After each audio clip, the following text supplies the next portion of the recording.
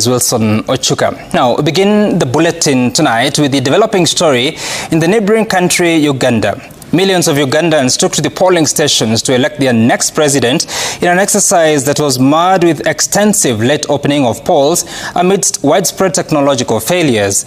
Several polling stations reported failing voter identification devices, forcing electoral officials to revert to manual identification of voters using printed registers. Opposition presidential candidate Robert Changulanyi, alias Bobi Wine, has claimed that the machine's failures were a deliberate attempt by the ruling party to manipulate the votes to the benefit of incumbent President Yoweri Kaguta Museveni, who seeks a 7th five-year term. President Museveni says despite early morning glitches, voter identification machines were functioning properly during the day. At this hour, vote counting is underway across Uganda, with vote tallying and collation expected in the coming days. On to other updates. Uganda's presidential election has been shadowed by a hardening internet crackdown there, and this comes ahead of the voting as the president seeks to extend his 4-decade rule with a 7th term. In fact, the government maintained that the blackout is to prevent misinformation. It has previously dismissed claims about the internet shutdown, saying the reports are false and misleading. Web monitor NetBlocks confirmed a nationwide disruption, and opposition supporters have been detained, foreign media kept out. The critics have called it a digital tactic designed to control the narrative at a decisive moment. The leader recently held his final campaign rally as a grand show of power, yet a tightly controlled one. Thousands filled up the National Ceremonial Gardens, but foreign journalists reportedly were not welcome, and they were denied access to the rally, reportedly somewhat threatened with arrest. The 81-year-old has been in power for 40 years and is seeking yet another term. He is widely expected to win, and he maintains total control over the state and the security apparatus, and has allegedly rewritten the rules, scrapped term and age limits, and jailed rivals to stay in power, allegedly. Anybody who tries to interfere with your freedom will be crushed. I'm telling you this.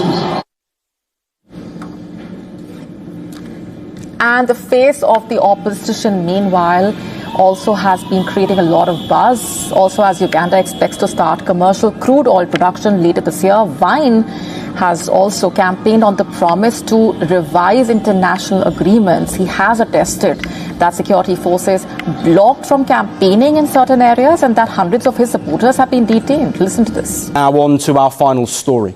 Just 48 hours away from a general election, Ugandan authorities have cut internet access and limited mobile services across the country. Tomorrow, Uganda goes to the polls. 81-year-old Yoweri Museveni is aiming to extend his 40-year rule. His main opposition, pop star turned politician Bobi Wine. It is a repeat of the 2021 election when both men faced up against each other. That was marred with violence and allegations of electoral fraud. And this time around, opposition figures and rights groups had warned over the potential internet cutoff.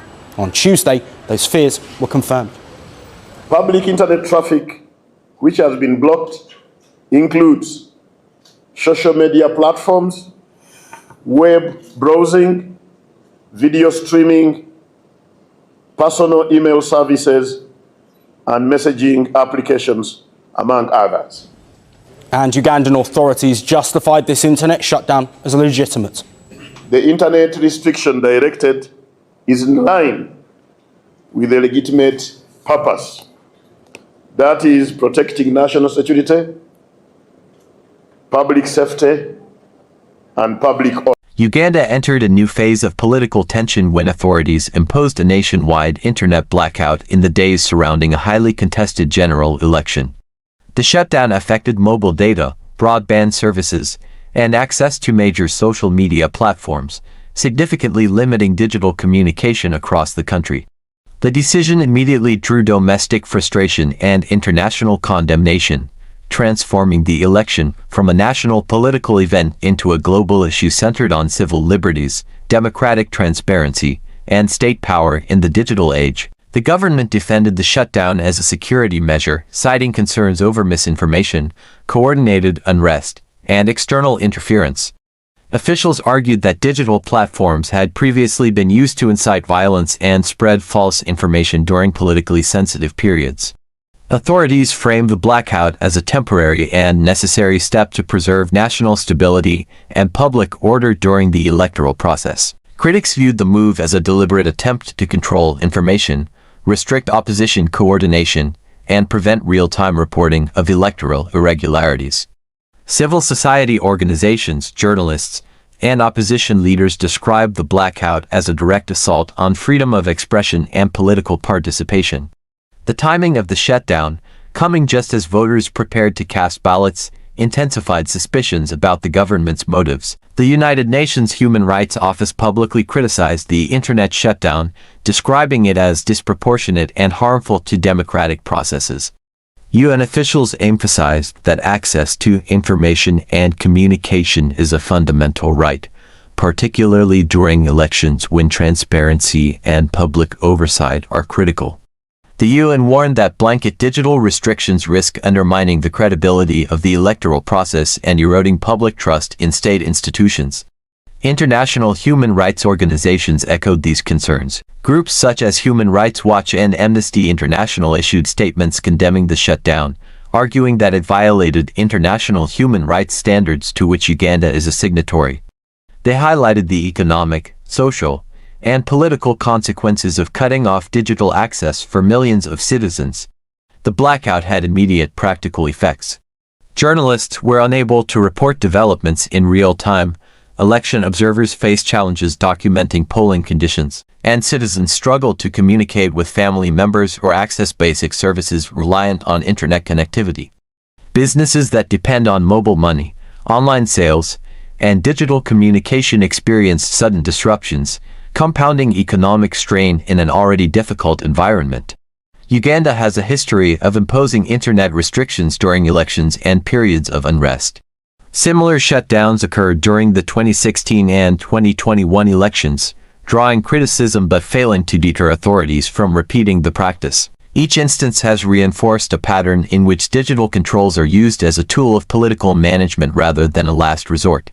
President Yoweri Museveni, who has ruled Uganda since 1986, sought to extend his long tenure through another election. His leadership has been defined by a blend of economic reforms, regional security engagement, and increasingly centralized political control. Supporters credit him with bringing relative stability after years of conflict, while critics argue that prolonged rule has weakened democratic institutions and limited political competition. The opposition, led by figures such as Robert Kyagulanyi, popularly known as Bobi Wine, framed the internet shutdown as part of a broader strategy to suppress dissent. Bobi Wine's movement, rooted in youth activism and urban support, relies heavily on digital platforms for mobilization and communication. The blackout significantly disrupted opposition outreach efforts and reduced the visibility of campaign activities. Security forces were deployed extensively across urban centers, particularly in Kampala and other opposition strongholds. The presence of armed personnel at polling stations and major intersections contributed to an atmosphere of intimidation, according to observers. Authorities maintained that the deployments were precautionary and aimed at preventing violence, while critics argued they discouraged voter turnout and peaceful assembly. The combination of internet restrictions and security deployments raised alarms about the shrinking civic space in Uganda. Legal measures affecting non-governmental organizations and media outlets further constrained independent oversight. Some civil society groups were ordered to suspend operations in the days leading up to the election, limiting election monitoring and voter education activities. Uganda's Electoral Commission insisted that the vote was conducted in accordance with the law. Officials cited logistical challenges, including equipment malfunctions and delays, but rejected claims that the process was fundamentally flawed. Opposition parties contested these assertions, pointing to uneven enforcement of regulations and restricted access in opposition-leaning areas. The digital blackout complicated post-election verification. Without widespread internet access, independent reporting of results, incidents, and turnout was delayed or fragmented. This information gap fueled speculation and rumors, further destabilizing public confidence. The government gradually restored connectivity after critical phases of the electoral process had passed, reinforcing perceptions that the shutdown was strategically timed. International reactions reflected a balance between concern and caution. Western governments expressed unease over restrictions on political freedoms but stopped short of imposing immediate consequences. Uganda's strategic role in regional security, including contributions to peacekeeping missions, has historically tempered external pressure. The African Union and regional bodies adopted a more reserved stance, emphasizing non-interference and national sovereignty. This response highlighted a broader continental debate over governance standards, stability, and the role of digital rights in modern democracies. The internet blackout also underscored the growing importance of digital infrastructure in political life. In Uganda, mobile internet access has become central to commerce, communication, and civic engagement. Cutting off connectivity affects not only political actors but also ordinary citizens whose livelihoods depend on digital services. Young Ugandans were particularly affected. As one of the youngest populations in the world, Uganda's youth rely heavily on social media and online platforms for information, activism, and economic opportunity. The shutdown deepened generational frustrations and reinforced perceptions that political systems are resistant to change. Legal experts questioned the proportionality and legality of the blackout under Uganda's constitution and international law. While national security provisions allow for certain restrictions, critics argued that blanket shutdowns exceed reasonable limits and lack transparency and oversight. The government dismissed accusations of authoritarianism, framing international criticism as biased and disconnected from local realities. Officials emphasized Uganda's right to determine its own security measures and warned against foreign influence in domestic affairs.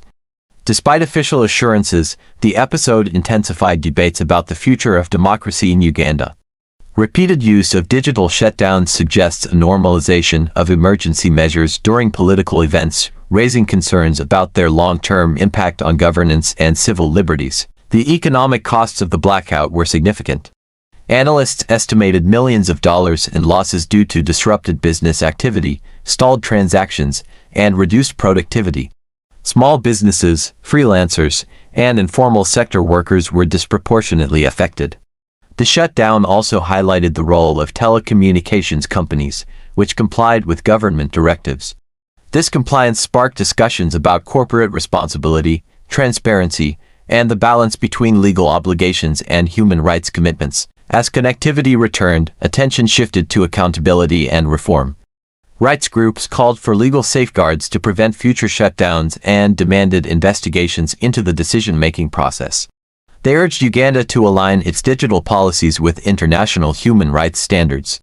The broader implications extended beyond Uganda. The incident became part of a global conversation about internet governance, state power, and the use of digital restrictions during elections. Similar shutdowns in other countries have prompted calls for international norms limiting such practices. Uganda's election and accompanying internet blackout reinforced the challenges facing long-standing political systems under pressure from demographic change, digital connectivity, and rising political awareness. The episode demonstrated how control over information has become a central battleground in modern politics. As the political dust settled, unresolved questions remained about the legitimacy of the electoral process and the future of civic freedoms in Uganda. While the government consolidated power, public trust continued to erode among segments of the population who view repeated restrictions as evidence of democratic decline. The internet blackout will likely shape Uganda's political trajectory for years to come. It has become a symbol of the tension between security and freedom, authority and accountability, stability and democratic participation. The episode underscored that in an interconnected world, shutting down digital access carries consequences that extend far beyond national borders. You've been watching Echoes of Africa, where every story carries the sound of tomorrow. If this moved you, subscribe now, like, and share so Africa's voice never fades into silence.